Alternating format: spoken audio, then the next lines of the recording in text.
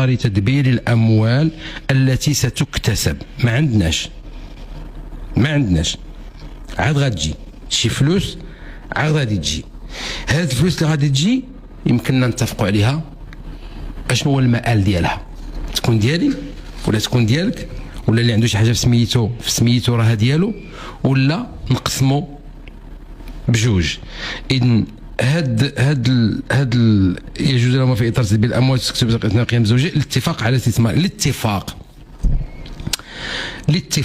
هذا الاتفاق هو عقد لا بد ان يكون مكتوبا مصاغا بطريقه واضحه من طرف الزوج والزوجه، ويمكنهم الاستعانه بموثق،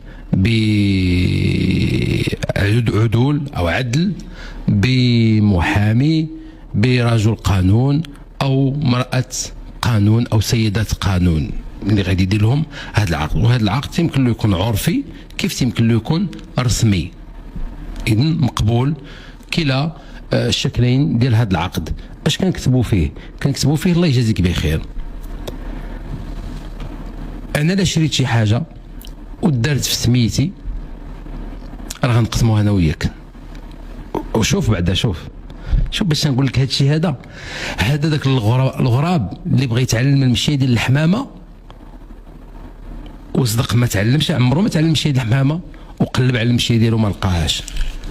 واش حنا كنقولوا في الزواج، في التعريف ديال الزواج يا عباد الله، تعريف الفصل الاول ولا الفصل الثاني، اش كنقولوا على التعريف ديال الزواج؟ المدونة الشرعية التشريع ديال الاحكام. الزواج ميثاق تراض وترابط شرعي بين رجل وامرأة على وجه الدوام. وهنا في الفصل 49 تنقولوا الاتفاق على استثمارها وتوزيعها. وعلاش؟ باش واحد النهار إلا نطلقوا تعرفي شنو ليك وشنو عليك، ونعرف شنو ليا وشنو عليا. إذا كنا حنا جايين باش نتزوجوا حتى نموتوا، ما خصناش نتكلموا في العقد اللي غادي نقسموا فيه داك الشيء اللي غنكتسبوه من بعد الزواج، اشنو غتاخذوا وشنو غناخذ، واش نقسموه انا وياك. راه ما خصناش يكون نهائيا هذه الامكانيه او نفكروا فيها او نبرمجوها. جات وقدرها الله، ما عندنا ما نديروا، ولكن باش ندرسوها ونقولوا لا طلقنا، حيت هادشي اللي قلنا لا طلقنا النص ديالك والنص ديالي ولا نقسموا كل شيء بالنص، واخا حاجه في سميتي قسمها انا وياك وحاجه في سميتك قسمها انا وياك. ما بقاش الطبيعه ديال الزواج اللي حنا تعودنا عليه وعودنا عليه الاباء ديالنا والاجداد ديالنا، ولا في الامه ديالنا الاسلاميه، في الاسلام ديالنا. انا راه دائما كنتفادى كلمه الاسلام باش نبقى دائما غير في الانسانيه. كنحاول نكون في الانسانيه يقول لك الانسانيه كاين امكانيه ديال الطلاق، ولكن الطلاق شي حاجه اللي هي واش هي ايجابيه؟ مبدئيا هي شي حاجه سلبيه، ما كتصبح ايجابيه حتى كيكون هناك ضرر، كيكون ضرر جاد كتصبح ديك الساعات ايجابيه الطلاق. ولكن في المبدا هو استثناء الطلاق. اننا كنتزوجوا من اجل الدوام، وهو ميثاق غليظ في تراضي وترابط، وفي غايته الإحصان والعفاف وإنشاء أسرة مستقرة برعاية الزوجين. وملي كنجيو نخمو نديروا اتفاق باش إلا مشينا حيت إلا بقينا مزوجين واكتسبنا واحد الدار، كتبت أنا واحد الدار درتها بسميتي، المشكل ما كيتطرحش. وكتبتي المرأة كسبت واحد الدار، المشكل ما كيتطرحش إلا بقينا مزوجين. إذن هذا الاتفاق ما غيرجع عنده أهمية إلا كان طلاق. إذن حنا من انطلاقة كنفكروا كنحطوا بين عيناتنا الطلاق. هذا متنافي مع تعريف في الشرع ديال الزواج. كاين تناقض. مع ذلك مرة أخرى تنحاول نشرح لكم ما أتى به القانون ودوله الأسرة. إذن هذا الاتفاق غنكتبوا فيه الله يجازيك بخير اي شيء ملكته انا اذا وصلنا للفراق غادي نقسموه، كتملكي النص وكنملك النص. اي شيء ملكتيه انت كتملك النص انت كتمتي كتملكي النص وانا كنملك النص، باش الا جا الطلاق، حيت قلت لكم الا ما طلقناش راه ما كاينش مشكل، حيت غيبقى داك الشيء واخا في سميتي والنص ديالك ما غنهضروا عليه. ما غيمكنش المراه تجي تقول له عرفتي اش غادي دير، والله الا لا تنبغيك وعزيز عليا والوليدات الحمد لله عايشين بخير وبغيت هاد الدار هذه نبيعوها ناخذ النص ديالي، ما يمكنش، ما دارش. اذا راه باش ما نكذبوش على بعضياتنا، هذه المساله ديال الاقتصام راه ما كتكون الا بعد الطلاق، والا نكونوا كلنا معنيين بواحد المشروع. الا احتاجيتي شي فلوس انا الوقت نقول لك هاكي، ولا احتاجيت انا فلوس انت الاولى، حيت صافي قبلنا اننا نخلطوا شي مع شي، صافي رجعت فلوسي وفلوسك. في حين حنايا في الشرع ديالنا تيقول لك لا سيدي، المراه فلوسها ما تهضرش معاها عليها، ما تهضرش، ما تسولهاش شحال كتشد، وما تسولهاش شحال كدير بها، شنو كدير بها، وما تسولهاش شنو باغا دير بها، وما تقولهاش عطيني. اذا دابا انا بغيت غير نعرف راسي فين غادي نصاوب.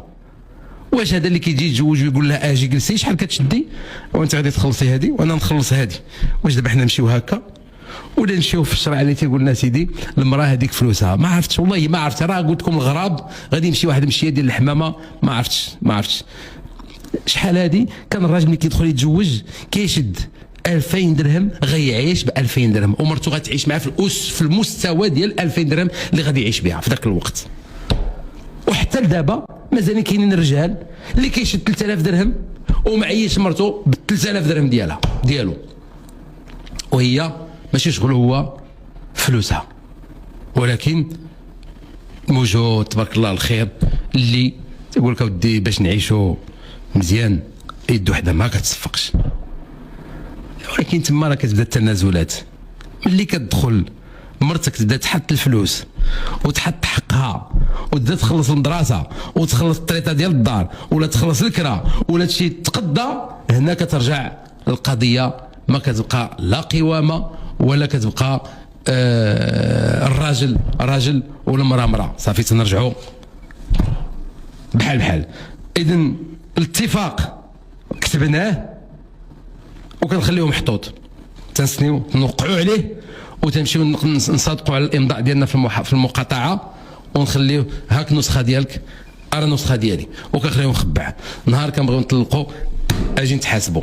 الطلاق هو الاول كيدار، ها المسطره ديال الطلاق. انا شوفوا دابا الممتلكات ديالنا، عندنا طوموبيل، النص ديالي النص ديالك، تشري مني ولا نشري منك؟ كدير طوموبيل 7 المليون، هاك 3 مليون ونص، هاك الطوموبيل مشي مصلحه تسجيل السيارات كنوقع لك في البطاقه الرماديه ها السياره الصبحات ديالك. ها الدار شنو غادي نديروا فيها؟ انا الدار ما عنديش، الدار كدير 120 مليون، انا ما عنديش 60 مليون، اشنو غادي دير؟ نبيعوها، يلاه سيدي بيعوها، جاتنا 110 مليون، هاك سيدي ها 60 ها 55 مليون ديالك، ها 55 حيدوا المصاريف. رانا الفراشات وداك الشيء والتلفازه، اشنو عندك شي وريقات، عندك ما كاين لا اوراق لا حتى شي حاجه، كلشي في النص. اتفقنا كل ما امتلكناه واكتسبناه بعد الزواج يقتسم. أرى سيدي داك الفراشات، أرى داك التلفازة، أرى داك الصبانة، أرى.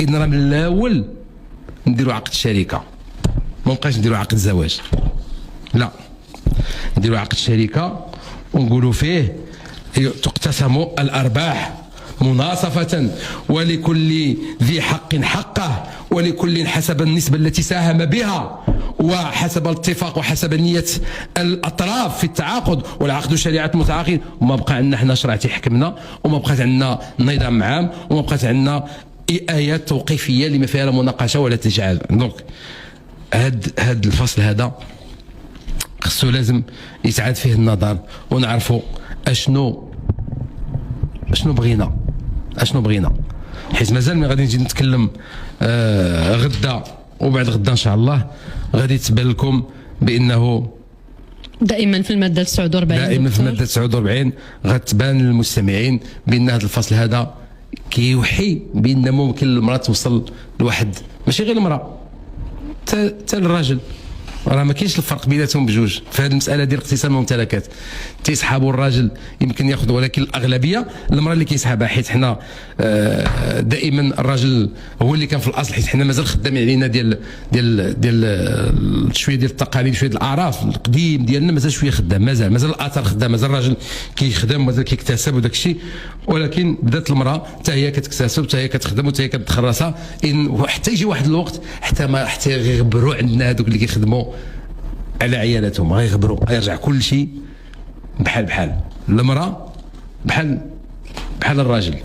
بقاو كلشي خدامين وكلشي كيدار في النص. غادي يبان لكم من بعد هاد اليومين ان شاء الله بان هذا الفصل هو فقط كيوهم بان المراه ممكن تاخذ شي حاجه في الممتلكات ديال الا ما كانش الاتفاق مكتوب يصعب جدا انها تحصل على نسبه مما يملكه الزوج، او يصعب على الزوج ان ياخذ نسبه مما تملكه الزوجه ان لم يكن هناك كتاب صريح بينهما.